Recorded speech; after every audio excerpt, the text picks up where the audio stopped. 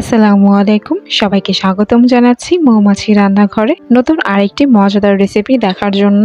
আজকে আমি তৈরি করব মজাদার মুচমুচে বাঁধাকপির পাকোড়া।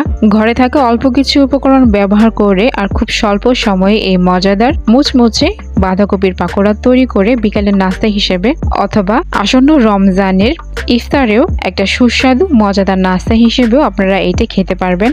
আশা করছি আজকের এই রেসিপি আপনাদের ভালো লাগবে। যদি ভালো লেগে থাকে তাহলে আমার চ্যানেলটিকে সাবস্ক্রাইব করে বেল আইকনটি অন করে দিবেন। তাহলে চলুন দেখে ফেলি আজকের এই রেসিপিটি। বাঁধাকপির পাকোড়া তৈরি করার জন্য সবার প্রথমে আমি বাঁধাকপি একদম কুচি কুচি করে কেটে নিয়েছি। আর এখানে আমি 2 কাপ পরিমাণ বাঁধাকপি নিয়েছি আর সাথে সামান্য লবণ দিয়ে দিচ্ছি। এখন লবণটাকে আমি খুব ভালো করে এই বাঁধাকপির সাথে মাখিয়ে নিচ্ছি। এভাবে লবণ মাখিয়ে আমি বাঁধাকপিটাকে 2 থেকে 3 মিনিট রেস্টে রেখে দেব।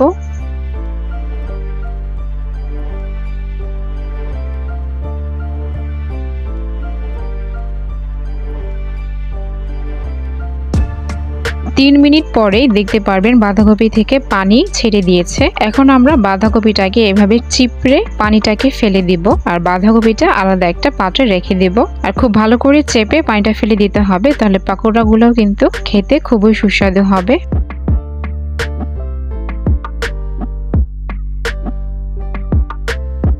এখন এই পানিটুকু আমরা ফেলে দেব আর একটা বড় পাত্রে আমি সেই বাঁধাকপিগুলো নিয়ে নিচ্ছি।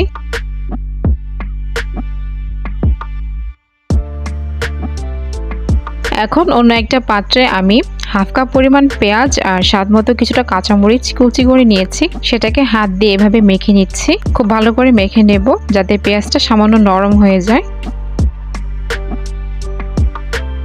এবার পেঁয়াজ আর কাঁচামরিচ কুচি আমি এই বাঁধাকপির উপরে দিয়ে দিচ্ছি।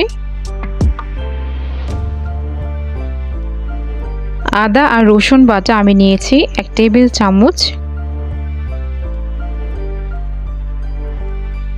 নিয়েছি হাফ চা চামচ হলুদের গুঁড়া, হাফ চা চামচ মরিচের গুঁড়া,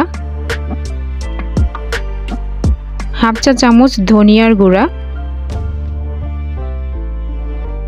1/4 চা চামচ কালো গোলমরিচের গুঁড়া, হাফ চা চামচ জিরার গুঁড়া, দিয়ে দিচ্ছি 2 টেবিল চামচ কর্নফ্লাওয়ার। এখানে কর্নফ্লাওয়ারের পরিবর্তে চালের গুঁড়া ব্যবহার করতে পারবেন।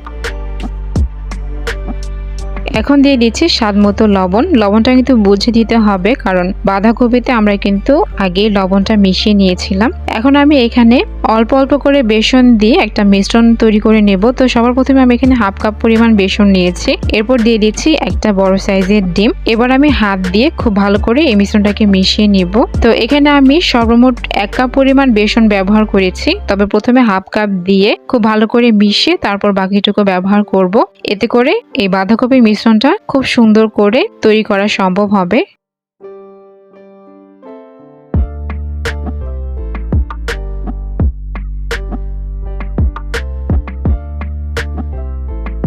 যখন এই হাফ কাপ বেসন খুব ভালো করে মিশিয়ে না হয়ে যাবে, তখন আমি বাকিটুকু বেসন এখানে ব্যবহার করব। আবারও খুব ভালো করে মিশিয়ে নেব। তো আমার এই বাঁধাকপির পাকোড়ার মিশ্রণটা কিন্তু তৈরি হয়ে গিয়েছে। আপনারা দেখতেই পাচ্ছেন হাতে নিলে এরকম শেপ ধারণ করছে।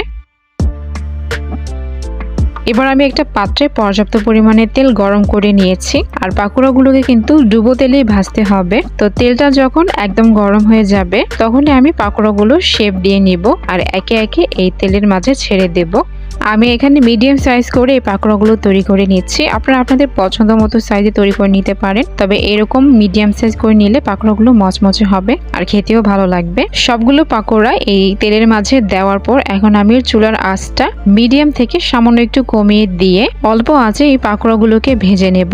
এই অল্প আঁচে পাকোড়াগুলো ভাজার কারণ হচ্ছে এতে করে পাকোড়ার ভেতরটা খুব ভালো করে কুক হবে আর বাইরেটাও মুচমুচে হবে। পাকোড়াগুলো যদি আপনারা হাই হিটে ভাজেন সেক্ষেত্রে পাকোড়াগুলো উপরে খুব দ্রুত কালার চলে আসবে আর ভেতরটা কাঁচা রয়ে যাবে। এজন্য অল্প আছে একটু সময় নিয়ে এই পাকোড়াগুলোকে ভেজে নিতে হবে, এতে করে খেতেও সুস্বাদু হবে আর মচমচেও হবে আর ভেতরটাও একদম পারফেক্টলি কুকড হবে।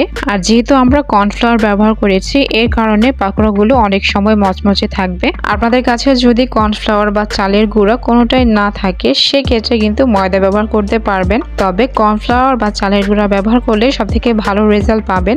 এই পাকোড়াগুলো ভাজতে 8 থেকে 9 মিনিট সময় লাগতে পারে। পাকোড়ার সাইজ অনুযায়ী যদি বড় বড় করে তৈরি করেন সেক্ষেত্রে কিন্তু সময়টা বেশি লাগবে, আর ছোট ছোট তৈরি করলে সময়টা কম লাগবে। তো এবার আমি এপাশ ওপাশ ব্রাউন কালার করে ভেজে নেব।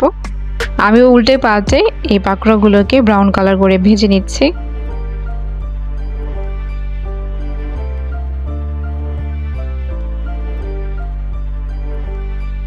পাকোড়াগুলো ভাজা হয়ে গিয়েছে, এবার আমি তেল ঝরিয়ে উঠিয়ে রাখবো।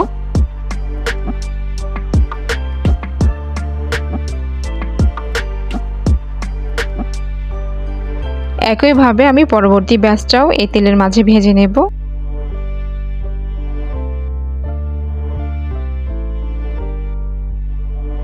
তৈরি হয়ে গেল মজাদার মুচমুচে বাঁধাকপির পাকোড়া। এই মজাদার বাঁধাকপির পাকোড়া আপনারা ইফতারি আইটেম হিসেবেও কিন্তু খেতে পারবেন। এটা যেমন সুস্বাদু তেমনি স্বাস্থ্যকর। একটা পাকোড়া আমি ভেঙে দেখাচ্ছি কতটা মুচমুচে হয়েছে আর ভিতরটাও কিন্তু পারফেক্টলি রান্না হয়েছে।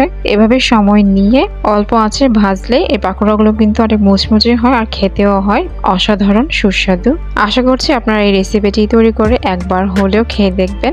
আজকে এখানেই শেষ করছি। সবাই ভালো থাকবেন, সুস্থ থাকবেন। আল্লাহ হাফেজ।